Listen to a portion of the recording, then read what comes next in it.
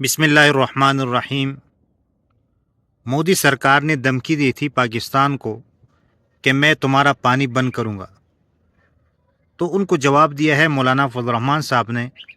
آپ ان کا جواب سنیں، پھر مزید بات تم کرتے نے ہیں۔ پاکستان کا پانی روکنے کی کوشش کی، تم نے عالمی معاہدات کو سبوتاژ کیا، لیکن ہم نے تو معاہدے کے تحت 3 دریا آپ کو دیے تھے اور 2 اپنے پاس رکھے تھے، لیکن انشاءاللہ اب 5 دریا آپ کے ہمارے حوالے ہوں گے اور تم 1 دریا کا پانی بھی نہیں روک سکو گے۔ جی، آپ نے ان کی بات سنی، اور جس بات کا انہوں نے ذکر کیا ہے تو یہ تو گویا کہ معاہدہ ہے، اور جو معاہدہ توڑتا ہے تو اس کے ساتھ توڑنا پڑتا ہے، اور اس کی طرف قرآن میں بھی اشارہ ہے۔ اللہ رب العزت نے سورۃ انفال میں فرمایا وَإِمَّا تَخَافَنَّ مِن قَوْمٍ خِيَانَةً فَانبِذْ إِلَيْهِمْ عَلَىٰ سَوَاءٍ إِنَّ اللَّهَ لَا يُحِبُّ الْخَائِنِينَ، کہ اگر تمہیں خوف و اندیشہ ہو کسی قوم سے بدعہدی کا،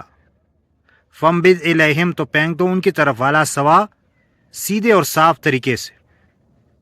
إِنَّ اللَّهَ لَا يُحِبُّ الْخَائِنِينَ، یقیناً اللہ تعالیٰ پسند نہیں کرتے بدعہدی کرنے والوں کو۔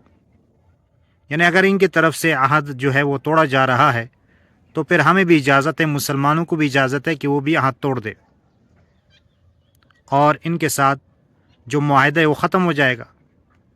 اور قرآن میں اللہ نے فرمایا کہ علی سوا، یعنی صاف سیدھے طریقے سے۔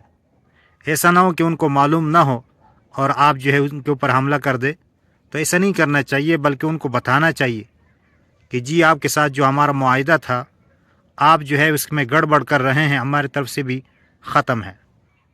تو اس لیے اگر یہ مخالفت کرتے ہیں تو پھر ہمیں بھی اللہ کی طرف سے اجازت ہے کہ ہم بھی اس کا صاف وضاحت کر دیں کہ بھئی اگر آپ توڑ رہے ہیں پھر ہماری طرف سے بھی سمجھو کہ معاہدہ ٹوٹ گیا ہے، یعنی معاہدہ ختم ہو گیا ہے۔ اللہ تعالیٰ سے دعا ہے کہ اللہ تعالیٰ ہم سب کو صحیح بات سمجھنے اور اس پر عمل کرنے کی توفیق عطا فرمائے۔ آمین ثم آمین یا رب العالمین۔